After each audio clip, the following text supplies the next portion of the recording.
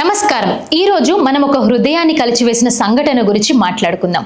న్యాయం కోసం తపన పడుతున్న ఒక కుటుంబం, న్యాయ వ్యవస్థ నుంచి ఆశగా ఎదురు చూస్తున్న ఒక అమాయక బాలుడి కథ ఇది.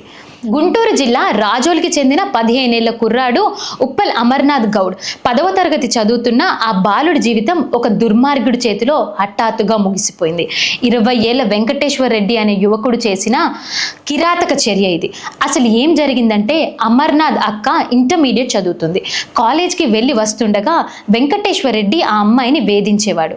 అమర్నాథ్ తన అక్కను వేధించవద్దని అభ్యంతరం చెప్పాడు. ఈ విషయం వెంకటేశ్వర్ రెడ్డి తల్లిదండ్రులకు చెప్పినా మార్పు రాలేదు.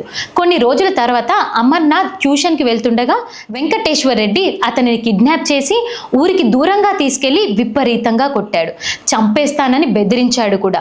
ఆ భయంతో అమర్నాథ్ ట్యూషన్ మానేశాడు. కిడ్నాప్ విషయాన్ని వెంకటేశ్వర్ రెడ్డి తల్లిదండ్రులకు చెబితే ఇంకొకసారి జరగకుండా చూస్తామని హామీ కూడా ఇచ్చారు. కానీ దాంతో వెంకటేశ్వర్ రెడ్డికి అమర్నాథ్ మీద మరింత పగ పెరిగింది. 2023 జూన్ 16వ తేదీన అమర్నాథ్ సైకిల్ పై ట్యూషన్కి వెళుతుండగా మొక్కజొన్న చేను దగ్గర కాపు కాసి వెంకటేశ్వర్ రెడ్డి అతని ఇద్దరి స్నేహితులు అమర్నాథ్ను అడ్డగించారు. విపరీతంగా కొట్టి మొక్కజొన్న బస్తాల వెనకకు లాక్కెళ్ళి పెట్రోల్ పోసి నిప్పు అంటించారు. ఆ అరుపులు విన్న చుట్టుపక్కల వాళ్ళు పరిగెత్తుకుంటూ వచ్చి మంటలు ఆర్పారు. ఆటోలో ఆసుపత్రికి తీసుకెళ్తుండగానే అమర్నాథ్ దారిలోనే చనిపోయాడు. అయితే చనిపోయే ముందు అమర్నాథ్ తనపై హత్యాయత్నం చేసింది వెంకటేశ్వర్ రెడ్డి అని ఫోన్ కెమెరాలో స్పష్టంగా చెప్పి మరీ కన్నుమూశారు. పోలీసులు 3 నిందితులని 24 గంటల్లోనే అరెస్టు చేశారు.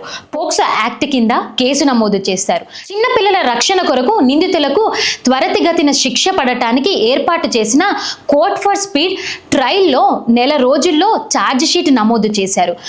40 రోజుల్లో నిందితులకు శిక్ష పడుతుందని అమర్నాథ్ తల్లికి భరోసా కూడా ఇచ్చారు. కానీ కథ ఇక్కడితో ముగిసిందా? లేదు. అరెస్ట్ అయిన నిందితులకి కోర్టు బెయిల్ ఇచ్చింది. పబ్లిక్ ప్రాసిక్యూటర్ సరిగ్గా వాదించలేదా, లేక జడ్జి గారి నిర్లక్ష్యమో తెలియదు, కానీ వెంకటేశ్వర్ రెడ్డి అతని స్నేహితులు బయటికి వచ్చారు. అంతటితో ఆగకుండా వెంకటేశ్వర్ రెడ్డి మృతుడి గ్రామానికి వచ్చి వారి ఇంటి సమీపంలో టపాసులు కాలుస్తూ వినాయక చవితి సంబరాలు చేసుకున్నాడు. అమర్నాథ్ తల్లిని చంపుతానని బెదిరించాడు కూడా. తన కొడుకుని చంపితేనే ఏమి చేయలేకపోయారు, తనని చంపితే నన్నేం చేస్తారు అన్నాడట. ఈ రోజుకి 14 ఏళ్ల అమర్నాథ్ గౌడ్ చనిపోయి ఎన్నో సంవత్సరాలు గడిచిపోయింది. ట్రైలులకి తారీఖులు లేవా? జూలై నెలలో ట్రైలు షెడ్యూల్ ఖరారు చేస్తామని కోర్టు అనింది. కానీ 15 ఏళ్ల బాలుని చంపిన కేసు అన్ని ఆధారాలు ఉన్నప్పటికీ నిందితులకి బెయిల్ ఇచ్చిన కోర్టులు అమర్నాథ్ కుటుంబానికి న్యాయం చేస్తాయా? కొత్తగా వచ్చిన ప్రభుత్వం ఈ కేసును నీరుగార్చకుండా గట్టిగా ప్రయత్నిస్తే నిందితులకు శిక్ష పడే ఛాన్స్ ఉంది. నిందితులకి శిక్ష పడేలా చేస్తుందని ఆశిస్తాం. అమర్నాథ్కి న్యాయం జరగాలని మీరు అనుకుంటున్నారా? ఈ విషయంలో మీరేమనుకుంటున్నారో కామెంట్లలో తెలియజేయండి. జై హింద్.